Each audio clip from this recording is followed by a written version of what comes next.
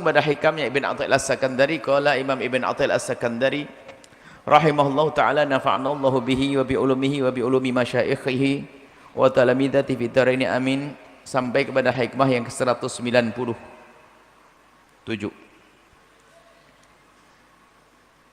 Kata Imam Ibn Athaillah As-Sakandari, tamakkunu halawati al-hawa, tamakkunu halawatil hawa minal qalbi wadda'ul udhal. Tamakkun kokoh, mantep, menguatnya. Tamakkun halawati al hawa, manisnya hawa nafsu, fil qalbi, di dalam hati. Huwa, itu adalah ad-da'u, penyakit, al-udhalu, yang susah disembuhkan, penyakit parah. Di sini ada goleb, ada hati, ada hawa nafsu. Sederhananya, kalau sudah hati ini, hawa nafsu sudah menguasai hati seseorang, hati yang sudah dikuasai hawa nafsu, maka berarti hati itu telah terkena penyakit yang susah disembuhkan. Baik, sekarang kita perlu kita rinci gambarannya. Memang kita tidak melihat seperti gambaran yang akan kita gambarkan, tapi semua orang itu merasakan. Saya pernah rindu, saya pernah sedih, saya gembira, kan begitu. Saya bisa mikir, oh ini, oh kalau ada mobil merah itu, oh berarti ada Pak ini datang ke kantor sandal. Ini namanya akal, ini akal. Kita bisa menggunakan akal kita. Akal kita bisa gunakan untuk berpikir. Hati kita ada sedih, ada gembira, semuanya memahami dan semua merasakan. Cuman bentuknya kayak apa, serahkan kepada Allah. Yang jelas ada. Bahkan kalau Anda dibilang tidak berakal pun Anda marah kok. Nah ya, cuman gambarannya begini. Ada hawa nafsu, ada hati, ada akal. Anggap saja tempatnya beda dulu. Ada hawa nafsu, ada hati, ada akal. Baru nanti ada syariat. Hati ini hendaknya, hati ini hendaknya dibimbing oleh akal dalam segalanya. Hendaknya hati ini dibimbing oleh akal, sebab akal ini yang bisa membedakan mana hak dan batil. Maka akal yang dibimbing oleh syariat, yang mengetahui hak batil, kemudian hatinya orang ini selalu dibiasakan mengikuti apa yang dipahami oleh akalnya, selamatlah orang ini. Akan tetapi di sana ada hawa nafsu yang dikatakan dalam Al-Quran, al-ammarah bisu', dia selalu mengajak kepada kejelekan. Maka hawa nafsu ini juga seperti hanya akal, bukan akal mengikuti hati. Kalau akal mengikuti hati nggak ketemu judulnya. Hati suruh mengikuti akal. Hati ini nanti, hati bisa dikuasai oleh hawa nafsu. Sehingga kalau sudah hati seseorang ini dikuasai oleh hawa nafsu, maka ini disebut dengan tamakkunu halawatil hawa. Jadi hati itu lebih menikmati dengan bisikan-bisikan hawa nafsu, kemaksiatan dan segala ketidakbaikan. Jadi kalau hati seorang hamba yang sudah dikuasai oleh hawa nafsu, maka dia punya penyakit yang susah disembuhkan. Mau diapain juga susah. Nah, coba kita kalau sudah terpengaruh hawa nafsu, kan unik. Hati kita, akal kita mengerti kalau itu nggak baik. Tapi karena hati sudah terpengaruh hawa nafsu, ternyata hatinya nyangkut kepada sesuatu yang tidak baik. Karena hati sudah nyangkut dengan sesuatu yang tidak baik, padahal akal sudah katakan tidak baik. nggak bisa dinasehati juga susah, penyakitnya sudah kuat di dalam dirinya. Ini berlaku dalam kisah semua orang yang mendahulukan baper dulu, tidak pakai kesadaran akal, maka ini dalam segala kehidupannya akan menjadi salah. Urusan asmara misalnya, cinta yang nggak jelas, mencintai orang kriteria nggak jelas. Orang ada gadis ditanya, apa sih nak kok kamu seneng banget, sayang banget sama dia? Nggak tahu bah. Cinta buta, karena dia melakukan hatinya, akalnya nggak nerima sebetulnya. Seandainya bukan karena terlanjur jatuh cinta orang itu, dia nggak bisa nerima. Karena jatuh cinta itu sebetulnya hatinya yang sebetulnya bisa dibimbing oleh akal, akan tapi telah dikuasai hawa nafsunya, makanya dia gandrung kepada dia, ibunya dilawan, bapaknya dilawan, dia nuruti hawa nafsunya. Akal yang mengatakan, kalau diajak diskusi, mana lebih bagus antara dia dengan bapakmu? Ya bapakku, tapi aku cinta.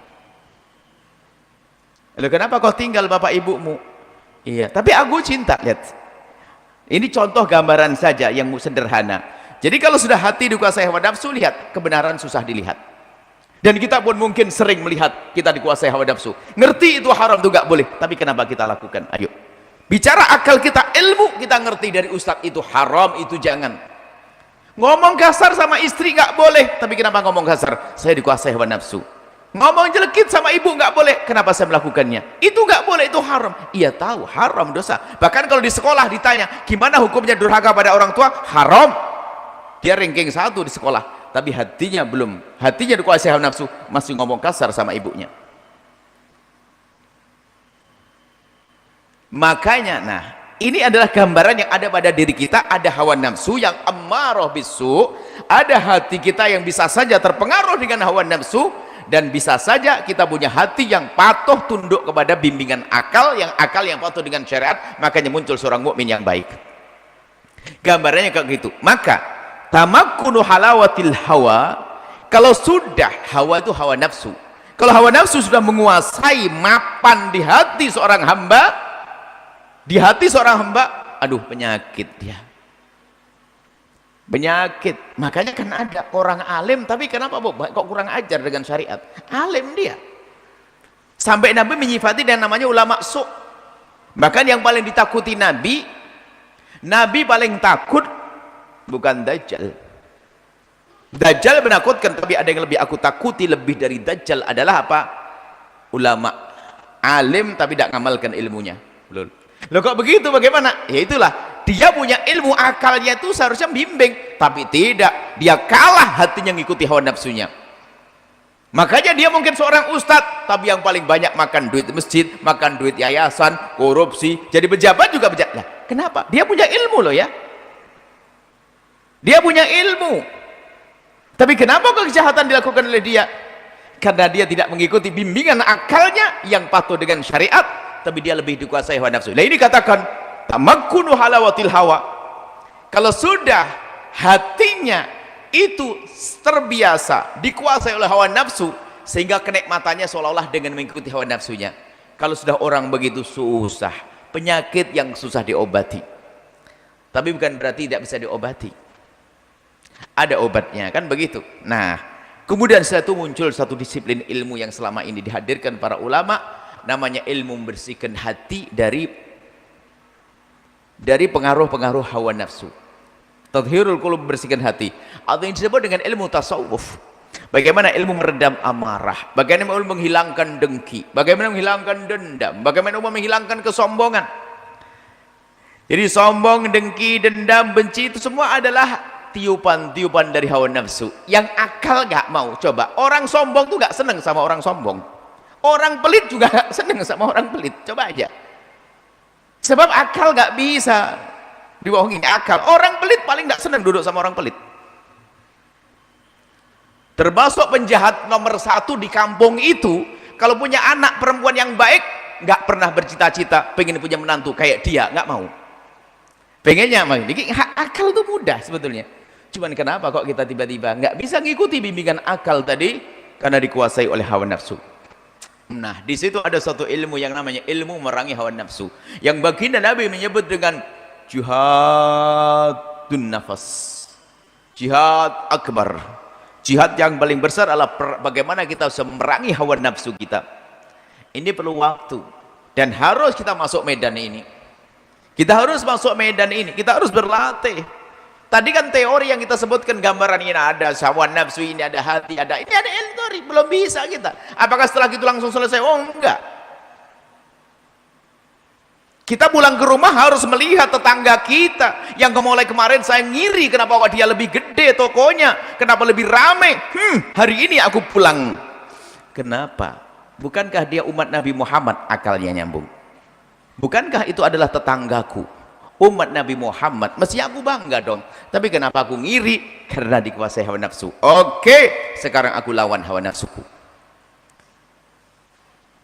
Mendoakan, ya Allah, semoga tetanggaku yang kaya semakin kaya, rizkinya semakin banyak.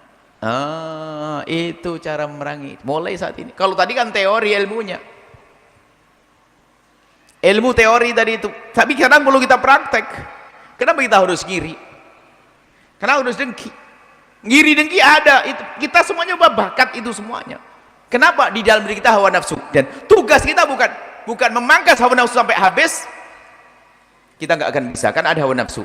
Justru sebaliknya, hawa nafsu yang ada pada kita itu sesungguhnya kendaraan yang paling cepat untuk sampai kepada Allah.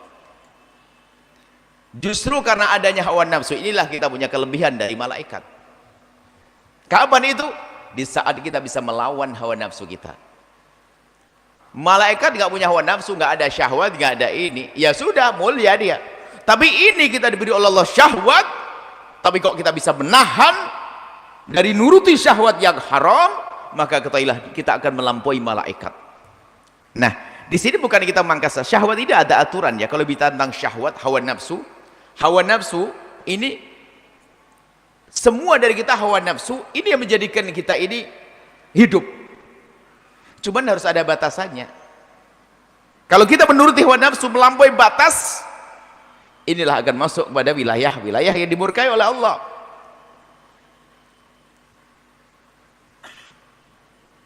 Maka yang wajib bagi kita itu adalah bukan menghilangkan hawa nafsu, nggak akan hilang, itu akan selalu muncul. Justru dengan adanya hawa nafsu inilah kendaraan bagi kita untuk kita bisa melambung. Ya Allah, dicaci, saya diolok, difitnah sama dia, ada marahkan kita, kretek, dingin. Nah, kesempatan aku harus jihad. Nah, ini baru naik pangkat dia. Kalau jadi malaikat nggak ada, malaikat nggak ada sakit hati, malaikat nggak ada ngiri, nggak ada perjuangan. Ya, kita karena ada hawa nafsu inilah, dan hawa nafsu ini gini loh, tidak ada syahwat yang Allah berikan pada syahwat apapun kecuali ada cara penyaluran yang halal. Syahwat makan, ada cara makan. Makanan yang halal, ada aturan-aturannya. Syahwat minum, syahwat hubungan laki-laki dengan perempuan, ada semuanya. Ada namanya pernikahan. Tapi keluar dari itu, lah itu menjadikan Allah murka. Nah, tapi apa bentuknya? Ilmu tarbiyah yang selama ini, ilmu tasawuf, ilmu tarbiyah, ini sebetulnya bagaimana kita membiasakan untuk tidak ngikuti hawa nafsu. Dan setiap orang berbeda-beda, nggak bisa sama. Makanya kenalilah dirimu dan kenalilah kejahatan nafsu pribadimu, baru kita bisa melawan. Setiap orang berbeda-beda loh ya. Ibadah pun bisa ada hubungannya dengan hawa nafsu. Dia rajin puasa, anaknya semuanya diajak puasa, seperti yang melawan memerangi hawa nafsu. Oh enggak, ternyata dia orang paling pelit dia, makanya ibadah paling disuka puasa. Pengeluarannya kurang. Ini ada orang memerangi hawa nafsu itu sesuai apa sih yang ada pada saya ini. Kok saya ngirian? Wah, berarti jihad saya di sini. Saya kok sombong banget ya. So gampang dendam sama seseorang. Oh, lah itu. Dan ini nggak ada yang tahu kecuali diri kita sendiri. Maka kalau kita sudah tahu hawa nafsu yang menguasai hati kita, baru nanti kita perangi, maka hawa nafsu akan menjadi diri kita, hati kita terbebas dari hawa nafsu, baru hati tadi bisa mengikuti akal yang dibimbing oleh syariat, maka menjadi benar dia. Lah insyaf itu kan di saat seseorang terbebas dari seruan hawa nafsu, insyaf. Orang nggak insaf nggak bisa. Contoh ada kesombongan, al-kibru batarul haq, Nabi menyebutkan orang sombong ngerti, diingatkan bener, cuman gara-gara yang ingatkan adik kelasnya. Ente tahu baru kemarin sok banget, gara-gara yang ingatkan di bawah dia level ilmunya, sok sebenarnya ngomong itu benar sebetulnya, cuman kenapa dia yang ngingetin. Subhanallah, itulah namanya hawa nafsu ammarah bisu. Yang namanya hawa nafsu selalu mengajak kepada kekejian. Kemudian di sana ada bedanya antara hawa nafsu dengan syaitan ya. Bisikan syaitan sama bisikan hawa nafsu itu, kalau bisikan syaitan itu, kalau orang ingin melakukan kejahatan, kejelekan, ini bisikan syaitan atau hawa nafsu, cara membedakannya sederhana. Kalau itu bisikan setan, di saat kita ingin melakukan kejahatan begini, kok nggak bisa, itu nggak akan pengen lagi ke itu. Sama setan nggak dipaksa ke situ, cari lagi. Pokoknya kamu harus jahat. Tapi kalau hawa nafsu harus ke situ lagi, muter balik lagi ke situ. Hawa nafsu syahwat, syahwat mohon maaf, syahwat apa saja. Jadi keluar nih, balik lagi pengen ke situ. Nyari duit, padahal sudah tahu haram, tapi kan urusan syahwat laki perempuan, urusan syahwat mata, bukan urusan bisikan setan. Syahwat mata karena terbiasa dia nonton yang nggak bener, lihat. Dibawa kemana? Balik lagi ke situ. Tapi kalau setan enggak, ayo nyuri kata setan. Setelah nyuri nggak dapet, ya sudah nggak apa-apa, nggak nyuri, tapi zina aja deh, sampingmu ada itu, gitu. Jadi kalau setan tuh bawahnya ngajak jahat, tapi beda kalau hawa nafsu itu. Maka hawa nafsu biasanya konsentrasi, harus itu, fokus.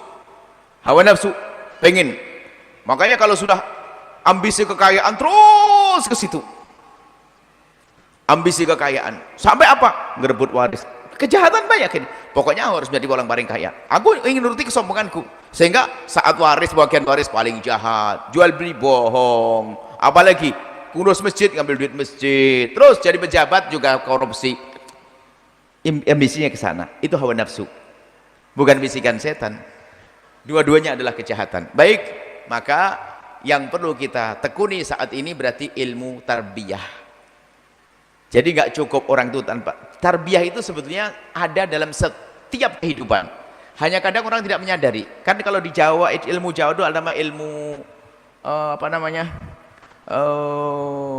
toto kromo, apa tata krama, itu kan tarbiyah. Diajari akhlak, kamu sama orang tua gini, akhlak.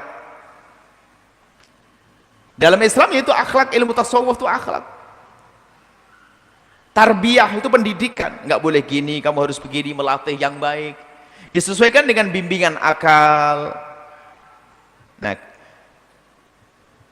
Imam Ghazali mengatakan bahwa ilmu ini, ilmu tarbiyah, ilmu akhlak ini fardu ain di atas fardu ain. Ilmu belajar sholat itu wajib loh ya, tapi membersihkan hati lebih wajib lagi. Membersihkan hati daripada diliputi hawa nafsu itu lebih wajib lagi. Ilmu sholat wajib, ilmu puasa wajib, wajib ain, fardu ain. Tapi ilmu membersihkan hati adalah fardu ain di atas fardu ain. Orang haji bisa saja dengan haji tambah kesombongannya kok. Orang melakukan ibadah bisa saja kayak iblis. Iblis itu kurang tarbiyah. Iblis itu adalah menjadi sombong karena ibadah. Dia sombong, dia nggak ada tarbiyah, dia nggak ada pendidikan, dia sombong. Maka disuruh sujud kepada Nabi Adam, mikir dia, masa aku yang sudah beribadah puluhan ribu tahun suruh hormat sama makhluk yang baru diciptakan saat ini, belum punya prestasi. Nabi Adam kan baru diciptakan, belum terlihat sujud, belum terlihat ibadah. Nabi Adam habis diciptakan, wa idh qulna lil malaikati isjudu, lalu Allah perintahkan malaikat, hei malaikat sujudlah kau. Wahai malaikat sujudlah kau. Malaikat semuanya sujud, iblis tidak. Iblis itu aslinya bukan golongan malaikat. Tapi dia bukan golongan malaikat, tapi karena dia hebat beribadah sampai dimasukkan bersama golongan malaikat. Cuman dia tidak dapat tarbiyah. Ada hawa nafsu dalam dirinya, nggak dapat tarbiyah, nggak ada pendidikan, maka menjadilah dia semacam itu. Sama kalau kita tidak pernah belajar tarbiyah, biarpun ilmunya banyak, oh ustadz yang paling ngiri. Bisa saja sampai Imam Ghazali menyebutkan la hasadaka hasadil ulama. Hasud, dengki yang paling serem dengkinya ustadz lah ya. Kalau pedagang dengan pedagang itu bisa ketemu nanti, pedagang dengan pedagang itu kalau ngiri, saling ngiri, itu suatu ketika bisa bertemu. Kenapa? Ada barang murah, cuman aku nggak kuat beli sendiri, bisa kita dua padahal musuhan kemarin, beli barang-barang besanan bahkan. Tapi kalau hasadnya ustadz ini lebih serem lagi. Olah hasadah. Loh, apakah kurang ilmu? Tidak. Sehingga marah melihat ustadz di situ, ustadz berkiprah dakwah itu marah, merendahkan, caci maki, Allah-Allahan. Nasib buruk.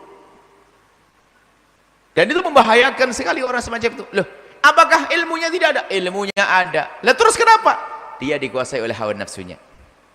Maka baginda Nabi SAW, biarpun hadis ini diperselisihkan oleh para a'immah muhadithin, waktu Nabi keluar dari perang Badar perang yang dahsyat, wah, luar biasa, dan Nabi dan para sahabat Nabi mendapatkan kemenangan. Dan ini perang yang bagaimana, yang jumlahnya hanya 300 berapa itu melawan 1000, nggak sebanding. Umat Islam menang. Nabi berkata, roja'na minal jihadil asghari ila jihadil akbar. Kita pulang dari perang kecil menuju perang yang lebih gede lagi. Sahabat Nabi bingung, ya Rasulullah, perang begini kau sebut dengan perang kecil lalu menuju perang gede, ini apa yang akan kita hadapi? Perang apa ini? Nabi menjawab, jihadun nafsi, memerangi hawa nafsumu yang ada dalam dirimu, yang menjadikan dirimu berani sama orang tua, dolim sama istri, tolak pinggang pada suami, nggak patuh pada orang tua, dan seterusnya. Itu adalah hawa nafsu. Maka betul dikatakan oleh Imam Ibn Attal As-Sakandari bahwasanya tamakkunu halawatil hawa, menguatnya hawa nafsu di dalam hati. Kalau sudah menguasai hati, sehingga manisnya, senengnya, hiburannya apa? Maksiat. Kalau nggak misal enggak, kalau nggak ngelihat yang itu nggak mau. Hiburannya adalah di mana? Kemaksiatan. Kalau sudah orang hiburannya dalam kemaksiatan, berarti dia hawa nafsunya. Kan kita menemukan, biarpun dalam cerita mungkin kita juga menemukan dalam diri kita, sesaat kita menemukan hiburan kita ternyata ibadah. Justru kami khusudan semuanya ini merasakan hiburan kok datang ke sini. Riang kok pulang dari rumah, gembira, bukan maksiat, bukan mau zina, bukan mau mabuk. Tapi ada orang hiburannya kalau tidak nonton yang kotor, film kotor, tidak zina, tidak mabuk, enggak.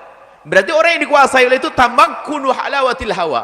Manisnya yang ia nikmati, rasakan manis di saat mengikuti hawa nafsu. Na'udzubillah. Kalau sudah orang kegembiraannya dalam irama menuruti hawa nafsu, maka sesungguhnya dia telah terjangkit penyakit yang susah untuk disembuhkan. Susah disembuhkan. Abu Jahal itu termasuk punya begitu. Abu Jahal nggak kurang-kurang loh ya, Abu Jahal baginda Nabi loh ya. Wong setiap saat duduk dengan Rasulullah, tapi dia lebih senang ikuti hawa nafsunya, dikuasai hawa nafsunya. Nggak bisa bener. Sama kita belum katanya ngaji setiap hari, wah, tapi kita sering ikuti hawa nafsu, nggak bisa bener, susah. Kita akan susah menjadi baik karena telah kuat dikuasai hawa nafsu. Nah, ilmu memerangi hawa nafsu bukan ilmu sehari. Makanya yang selalu kami hadirkan dalam rentetan kajian yang panjang, bagaimana kita biasa mendoakan orang lain dengan doa kebaikan, memaafkan, ngirim hadiah, dan seterusnya. Itu sebetulnya dalam irama, ya ini memerangi hawa nafsu yang kuat menguasai hati kita.